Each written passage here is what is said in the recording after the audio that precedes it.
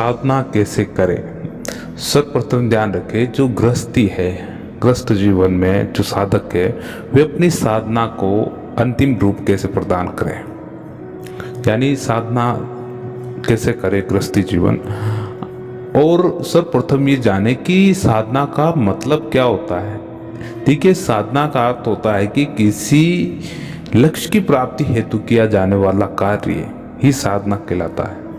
ये मूलतः वैसे तो तिब्बती भाषा से लिया गया है, लेकिन आप ध्यान रखें कि साधना किसी लक्ष्य प्राप्ति, जैसे कि परमात्मा प्राप्ति के लिए की गई साधना। आप सुनते हो कि कुछ लक्ष्य निर्धारित किया जाता है, कि जैसे कि उदाहरण से समझते हैं कि आपने कोई नया व्यापार शुरू किया। अब उस व्यापार में आपने 12 महीने का एक टारगेट रखा है कि हमारा जो रेवेन्यू है वो लगभग 10 लाख का होना चाहिए। अब आपने लक्ष्य निर्धारित कर लिया, तो इसी प्रकार साधना में भी एक लक्ष्य निर्धारित किया जाता है और उसको अचीव किया जाता है, अर्थात प्राप्त किया जाता है। देखिए, मूलतः 4 प्रकार की साधना है: तंत्र साधना, मंत्र साधना, यंत्र साधना, योग साधना। जिसमें सबसे अच्छी होती है लोगों के लिए एक तो मंत्र साधना और योग साधना। तंत्र साधना के लिए गुरु की आवश्यकता होती है। यंत्र साधना आपने जैसे कि देखे होंगे, यंत्र आपके घर में लगे होंगे, सुख शांति के यंत्र, धन प्राप्ति का यंत्र, इस प्रकार से आते, ये यंत्र है। लेकिन जो सबसे उत्तम साधना होती है, जिससे परम साधना भी कहा, वे एक तो मंत्र साधना के थ्रू आप बहुत इसे कर सकते हैं, और योग साधना का।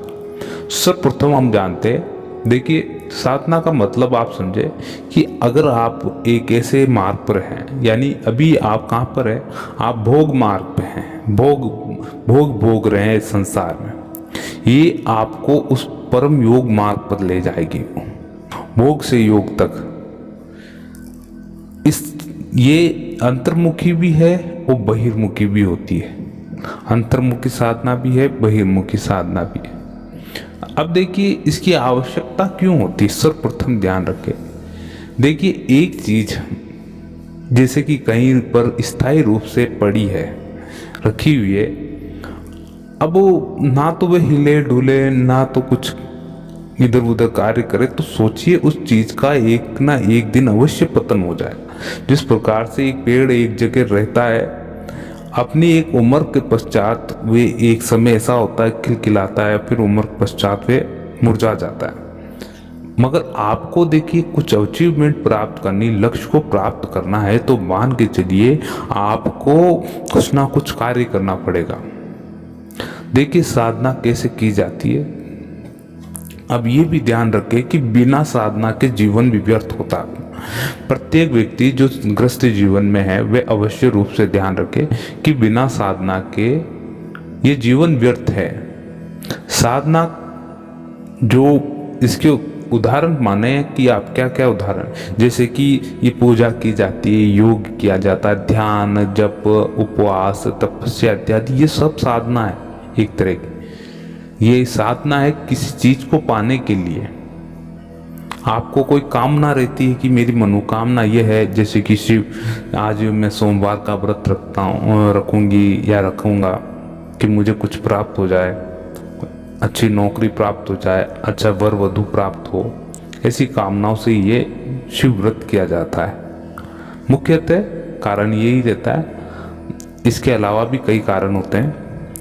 अब जाने कि मंत्र साधना सबसे उत्तम मार्ग में बता रहा हूँ, जो गृहस्थियों को करना चाहिए, वो मंत्र साधना होती है सबसे उत्तम मार्ग। मंत्र साधना गुरु के द्वारा प्रदत्त किया जाता है।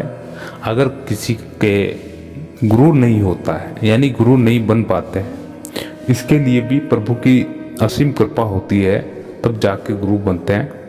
बाकी प्रत्येक व्यक्ति गुरु बना सके, इतना कोई सक्षम नहीं है कि प्रत्येक व्यक्ति के पास गुरु हो। देखिए, जो मंत्र है, मंत्र साधना, अगर आपके पास आपके इष्ट का भी मंत्र है, तो उसको निरंतरता से जपा जाता है। गुरु द्वारा वे मार्ग बता दिया जाता है कि आपको इस प्रकार से ये गुरु मंत्र करना है। काफ़ी गुरु ये भी बताते हैं कि इस समय करना है, इस प्रकार से करना है, ये स्थान पे करना है, ये भी बताया जाता है। मैं आपको 2-3 चीज़ें बताता हूँ।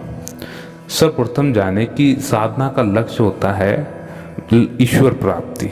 सबसे बड़ा यही होता है इसका लक्ष्य, जो साधना का परम लक्ष्य यही है कि ईश्वर प्राप्ति, परमात्मा प्राप्ति, सबसे बड़े से बड़ा। इसके अलावा जो भी आप छोटे मोटे लक्ष्य रखते हैं कि मुझको ये मिल जाए, इस प्रकार से मिल जाए, ये नहीं। जो परम लक्ष्य है वो ईश्वर प्राप्ति है। दूसरा, किस समय की जानी चाहिए साधना। साधना का उत्तम समय क्या है? साधना का सबसे उत्तम समय होता है एक ब्रह्म मुहूर्त और दूसरा है संध्या काल। ये 2 समय, जिस समय आप पूजा करते हैं, पाठ करते हैं, ध्यान करते हैं, ये 2 ही समय उपयुक्त होते हैं। वैसे एक साधु जो गृहस्थी में नहीं है, साधु संत जिन्होंने गृहस्थी त्याग रखी है, वैराग्य अपना रखा है, वे उनके लिए तो हर समय ही उत्तम माना गया। लेकिन गृहस्थी के लिए आप ध्यान रखें कि एक ब्रह्म मुहूर्त ना छोड़े आप, एक संध्या काल ना छोड़े। इस समय आप ये साधना करें, मंत्र साधना या योग साधना। अब मंत्र साधना लगातार और निरंतरता से की जाती है, लगातार निरंतरता से की जाती है। अष्टांग योग की पद्धति द्वारा ये भी ध्यान रखें कि योग साधना में आगे बढ़ा जाता है। अष्टांग योग के माध्यम से योग साधना है उसमें आगे बढ़ा जाता है। मंत्र साधना में एक विशेष रूप से आप ध्यान रखें कि जब भी गुरु मंत्र बोले तो उसे गुप्त रखा जाए, उसे प्रकट ना किया जाए।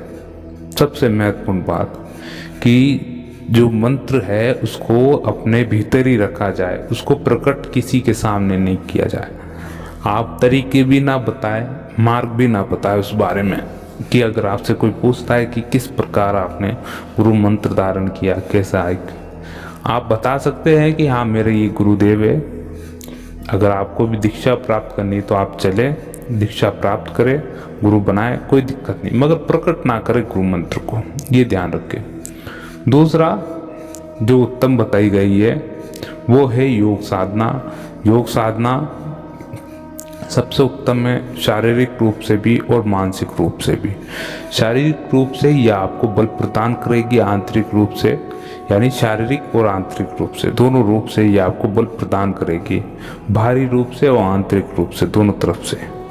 यह आपके मन को स्वस्थ रखेगी और आपके अंदर एक नई सकारात्मक ऊर्जा को प्रफुल्लित करेगी। निरंतरता से आपके अंदर ये एक ऐसी ऊर्जा बनाए रखेगी जिससे कि आपको ये अग्रसर करेगी साधना करने के लिए, यानी बारंबार आगे धकेलेगी साधना करने के लिए।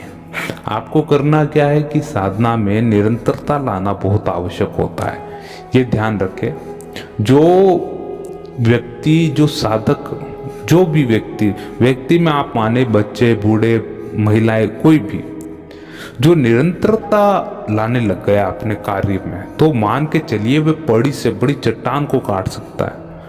अगर एक हथौड़े से एक ही जगह एक चट्टान में वार किया जाए तो उसमें भी वह बहुत बड़ा खड्डा कर सकता है। मान के चलिए जैसे एक पानी की बूंद एक पत्थर पे गिरती है, एक शिला पर गिरती है, एक चट्टान पर, तो धीरे धीरे उसकी एक बूंद करते कई समय पश्चात उस जगह पर एक पानी की बूंद उस जगह पर खड्डा कर देती है। यानी ये आप उसकी ये मैं ताकत बता रहा हूँ, ये शक्ति है, एक केवल एक बूंद।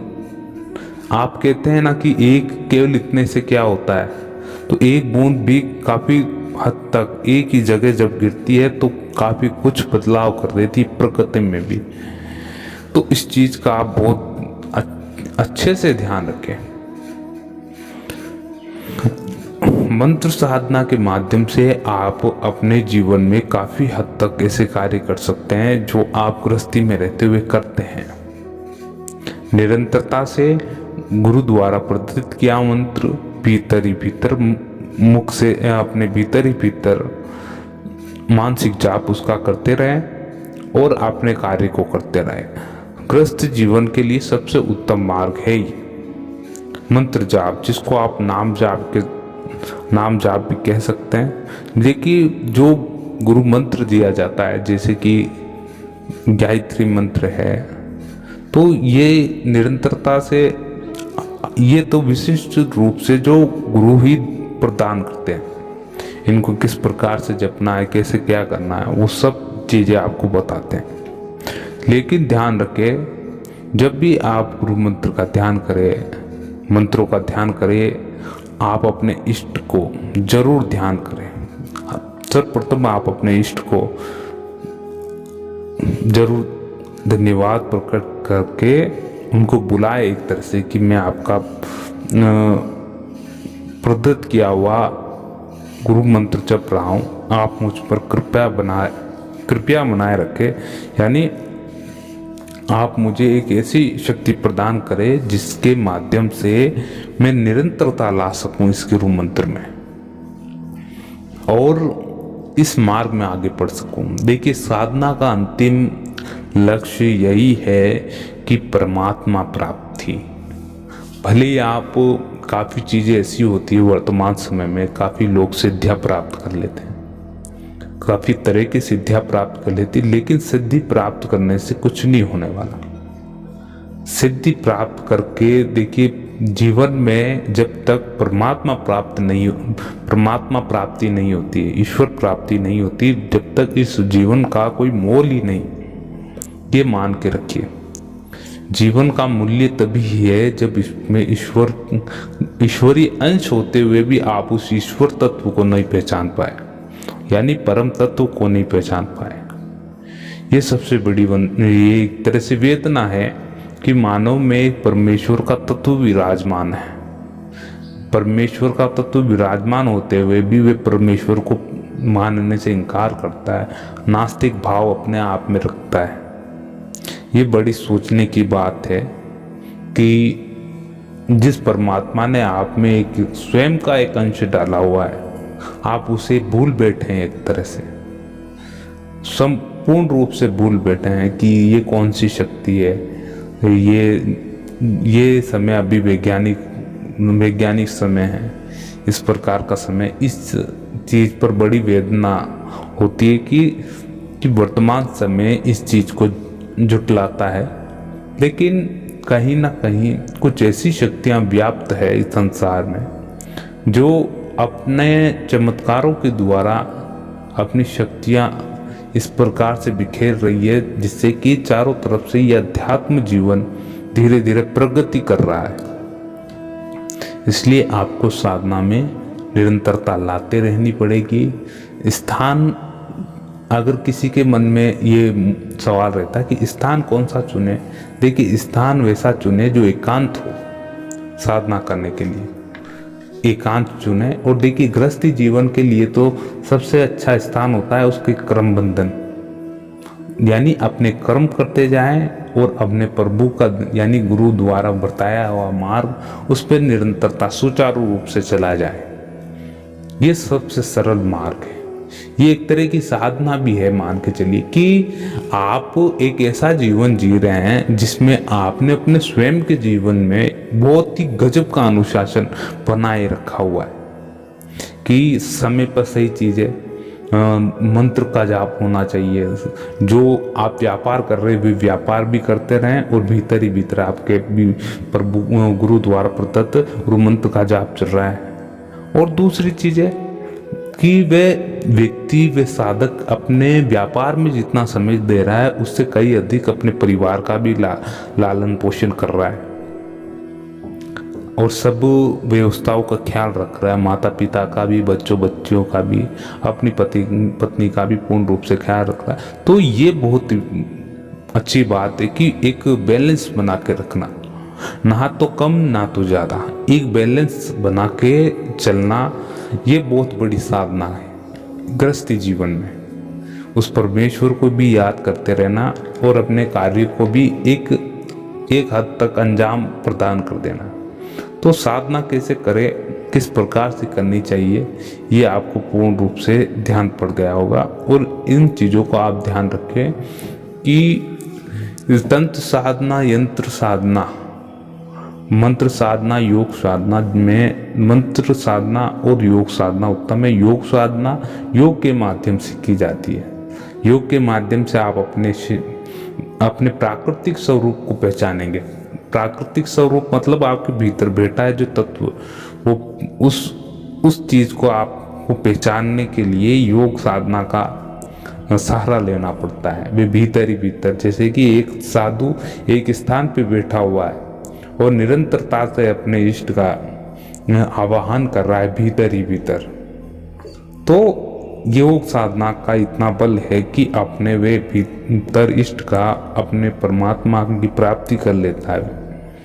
यानी अपने ज्ञान चक्षु को खोलकर भीतर ही और उस परमेश्वर के दर्शन करता है। ज्ञान का प्रकाश होता है। जिस प्रकार से महात्मा बुद्ध ने 11 वर्षों तक तपस्या करके एक पीपल के वृक्ष, जिसको बोधि वृक्ष भी कहा गया, उस वृक्ष के नीचे बैठकर उन्होंने कठोरतम तपस्या करी। फिर पश्चात उनको क्या हुआ था, उनको ऐसा नहीं कि अचानक से कोई एक दिव्य पुरुष उनके सामने प्रकट हुआ, उनके भीतर ज्ञान उमड़ पड़ा, यानी ज्ञान प्रकाश में आ गया। जो इतने वर्षों तक अंधकार में था वे प्रकाशित हुआ, यानी प्रकाशमान हुआ, प्रकट हो गया। वे कहते हैं ना ज्ञान प्रकट होना, एकदम प्रकट हुआ उनके भीतर कि नहीं ये सत्य ज्ञान ये है, एकदम प्रकट होना। तभी एक साधु की समाधि भंग हो जाती है और उसे सत्य का पता चल जाता। तो इस प्रकार से सत्य का पता लगाना भी बहुत थोड़ा कठिन काम होता है, लेकिन आप साधना करें। मंत्र साधना सबसे उत्तम है। निरंतरता से अपना इष्ट का नाम लेते रहे, इस मार्ग पे चलते रहे, सबसे उत्तम मार्ग है। उत्तम तो वैसे चारों मार्ग है, लेकिन ये सबसे अच्छा है, सरल भी है। निरंतरता से करते रहें। इससे क्या होगा कि आपका जो गुरु मंत्र दिया हुआ है वे बहुत ही जल्द सिद्ध होगा। सिद्ध होने के पश्चात आप इस मार्ग पर बहुत ही उन्नति करेंगे। आपको ये वीडियो कैसा लगा जरूर हमें जानकारी दें। जब तक के लिए जय श्री राम। ओम नमो भगवते वासुदेवाय।